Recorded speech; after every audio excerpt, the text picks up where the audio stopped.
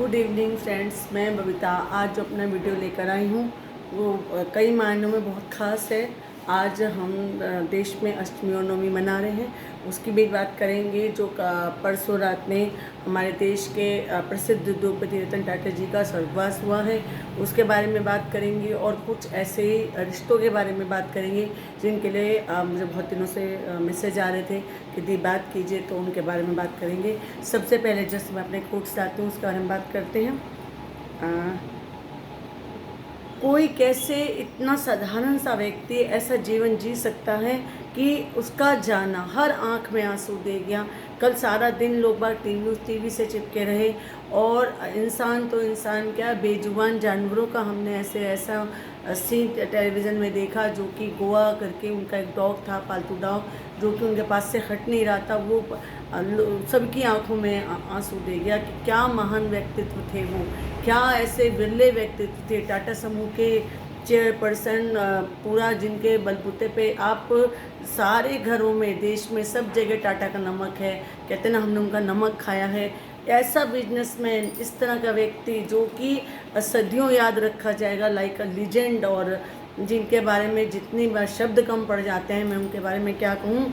कैसे कोई एक साधारण सा जीवन जिया उन्होंने, असाधारण व्यक्तित्व के मालिक। जैगुआर जैसी विमानों की खरीदारी वो नॉर्मली करते थे, बड़े बड़े प्रोजेक्ट, चाहे वो टाटा इंडिका गाड़ी है, चाहे वो बाद में 1 लाख रुपए की उनकी नैनो गाड़ी है, चाहे उनके टाटा मोटर्स का कोई भी काम है, चाहे टाटा की सुई से लेकर एरोप्लेन तक का उनका जो सफ़र है, जो जैसे उन्होंने अपना विजनरी जो उनका जो था, दूरदर्शिता थी, और इतनी मिठास, कुत्तों के प्रति उनका जो प्रेम था कि ताजमहल जो होटल है उसमें स्ट्रीट डॉग्स तक जा सकते थे।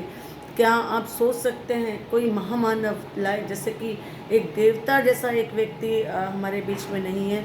सच्ची कल सभी लोग कह रहे थे कि देश से कोहिनूर चला गया। उम्र है और उम्र आती है, उम्र जाती है, लेकिन ऐसे सभी आंखों में जो आंसू दिला जाए, इस तरह के व्यक्ति को याद करते हुए कल तो मैं वीडियो बना ही नहीं पाई। कल मेरा सारा दिन बहुत ही दुख में बीता, जैसे कि टीवी के आगे बीता। लेकिन आज मेरा मन हुआ कि मैं कुछ जो कोट्स पढ़ूंगी, आप उनके बारे में ज़रा इन कोट्स से जानिए कि वो क्या कह रहे हैं।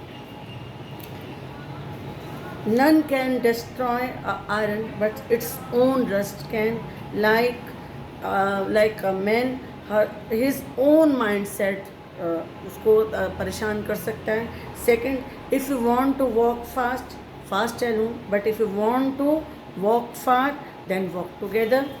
Third, ups and downs are very important to keep us going, because a straight line even in an ECG means we are not lying.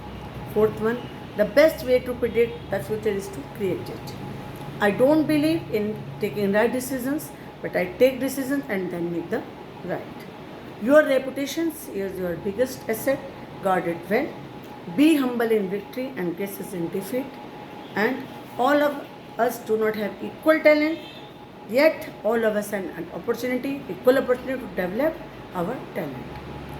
And take the stones people throw on you and use them to build a monument.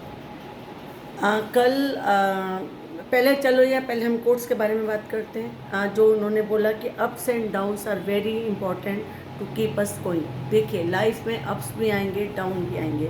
हम सभी लोगों का जो ताना बाना life का है कि आज हम खुश हैं, कल हम खुश नहीं हैं। आज हमारे सामने चैलेंजेस हैं, कल हमारे सामने चैलेंजेस नहीं है। किसी टाइम हम बहुत दुखी हैं, किसी दिन हम दुखी नहीं हैं। इंसान वो जो है अप्स एंड डाउन्स को एक तरह से ले, अप्स के साथ वो हम्बल रहे और डाउन में वो हिम्मत से आगे चले। ये नहीं कि जब हम ऊंचाई पे पहुंच जाएं तो हम अपने नाते रिश्तेदारों से, लोगों से कन्नी काट लें, हमें घमंड में आ जाएं। अब आप देखिए कि रतन टाटा के बारे में बार बार एक ही बात कही जा रही है कि a person with no animals, no negativity. किसी ने उनके बारे में कोई नेगेटिविटी सुनी ही नहीं। कल जो दलजीत जो हमारे पंजाबी गायक हैं, जर्मनी में एक कॉन्सर्ट कर रहे थे, उन्होंने भी यही बोला कि आदमी सीखे तो उनसे क्या सीखना है।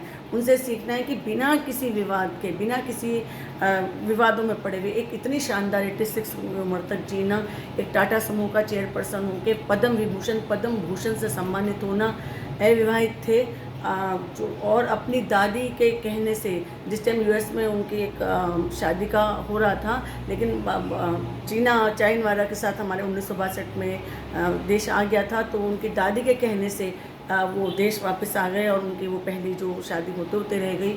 उसके बाद भी उनके 2-3 बार जो शादी का होता हुआ वो नहीं हो पाया किसी न किसी कारणवश, लेकिन उन्होंने एक शानदार ज़िंदगी दी।